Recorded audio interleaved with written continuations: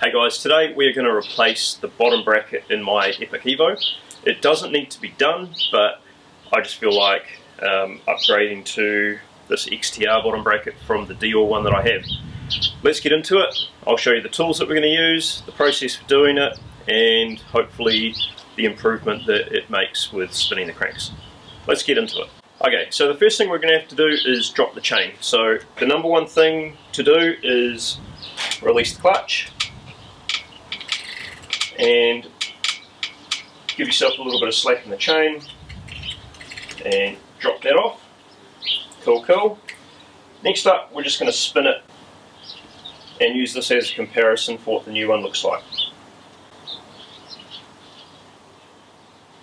Doesn't look too bad, but like I say, this is the Deore one. I've got an XT, and why not, right? Okay, so the next thing we're going to do is undo the left side crank, and we're also going to undo the preload as well. So this is a 5mm Allen bolt, both sides of this crank arm.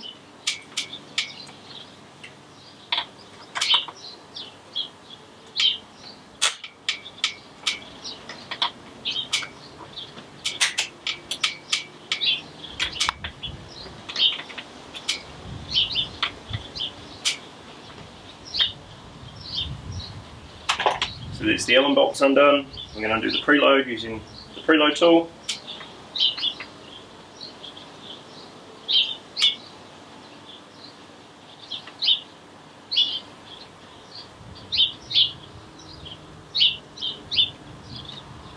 And there's our preload cap.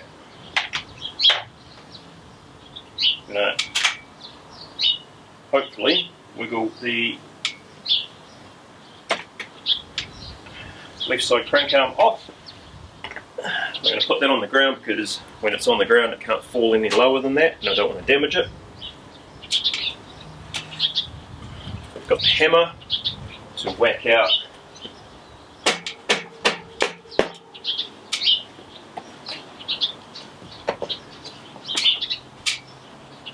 that side there.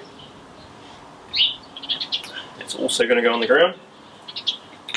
And then we have our bottom bracket removal tool. Now, this one here is just a cheapie. It's a Lifeline one.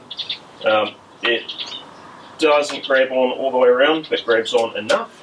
So when you do these things up, they spin counterclockwise to do up. So we're going to clockwise undo it.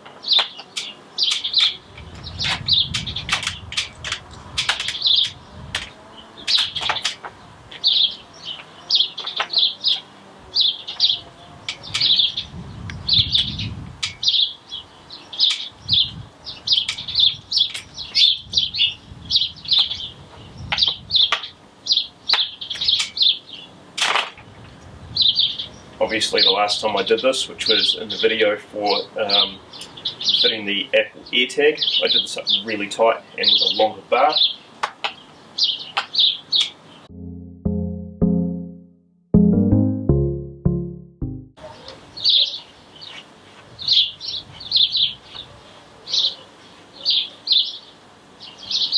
Cool, so just in here I've got a single spacer, and that's important to note because obviously when I stick the new one in, I want a single spacer to space out the drive line to where it needs to be. So I'm just going to put this down there on my tray. Okay, let's remove the left side.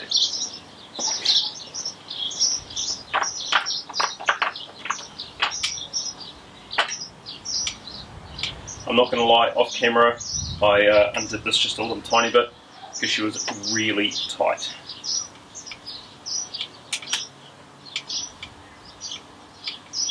So same as the other side,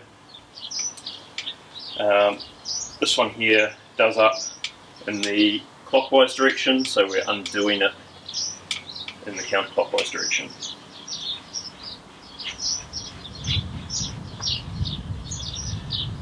And that side contains the inner shell as well.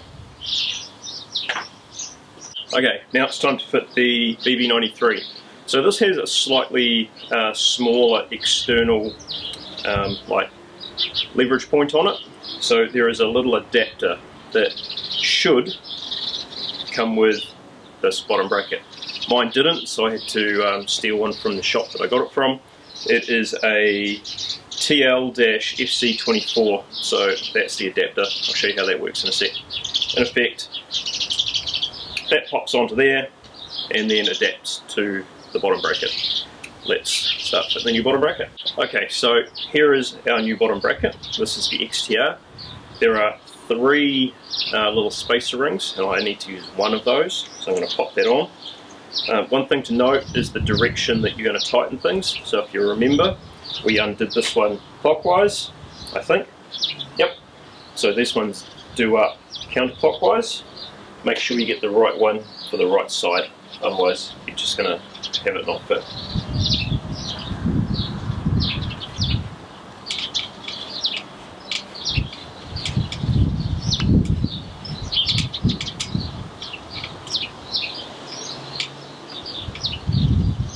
So I'm going to fit this little adapter ring, which goes between my spanner and the bottom bracket, and tighten her up the rest of the way.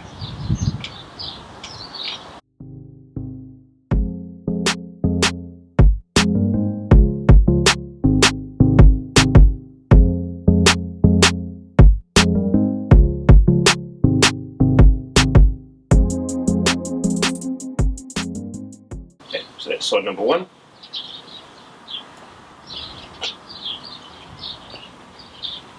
Here's our second side.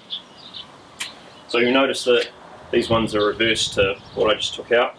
How that happens is just that the internal cup can kind of go either way.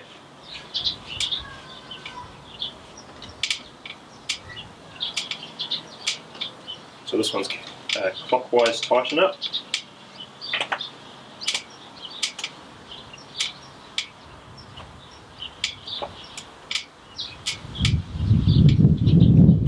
No spacer required on this side.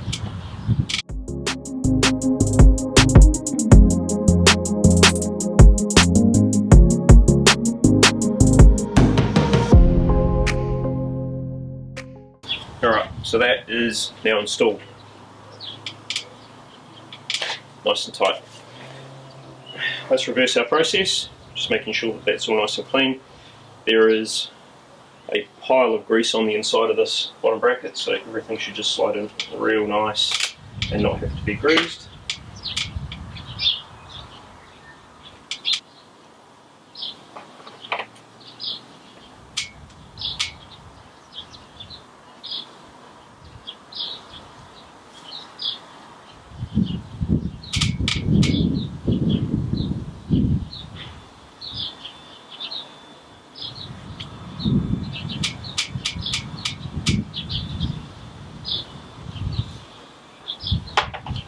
Alright, and now let's tighten up our bolts on the side here, of this left side crank arm.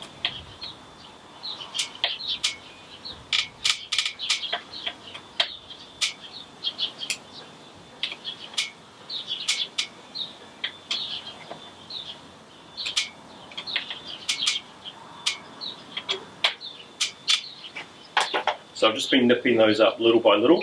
We're going to grab the torque wrench with the 5mm bit, and we're going to follow the instructions on this crank arm, which say to do it up 12 to 14 Newton meters of torque.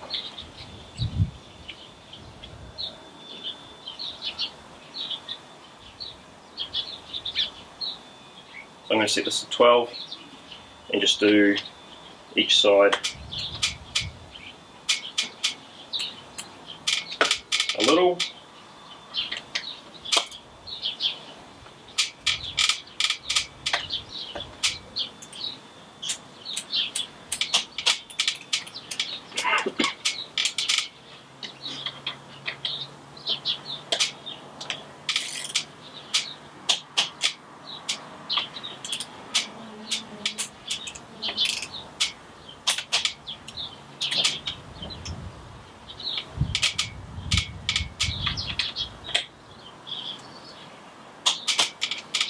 the way I do opposing bolts like this is to do one until the torque wrench clicks, do the next one until the torque wrench clicks, and then do them again, just to make sure that when the other side is pinched, it hasn't given the incorrect torque setting. And then, just for good measure, I go ahead and do it one more time.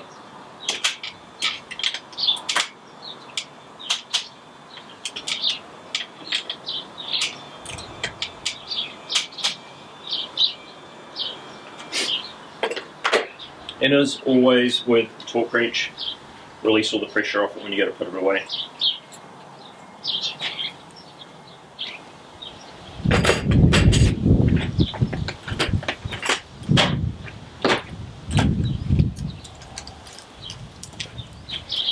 Alright, now for the spin test now that it's all together.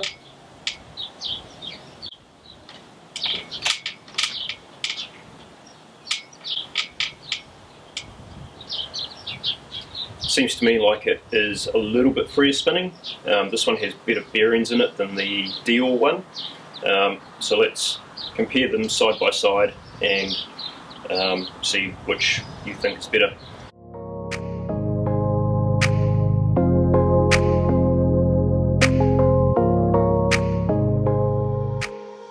Comment below what you think the difference is. So I'm going to go ahead right now and pop the chain back on. Obviously this is a narrow wide chainring, so we just need to figure out where it's exactly going.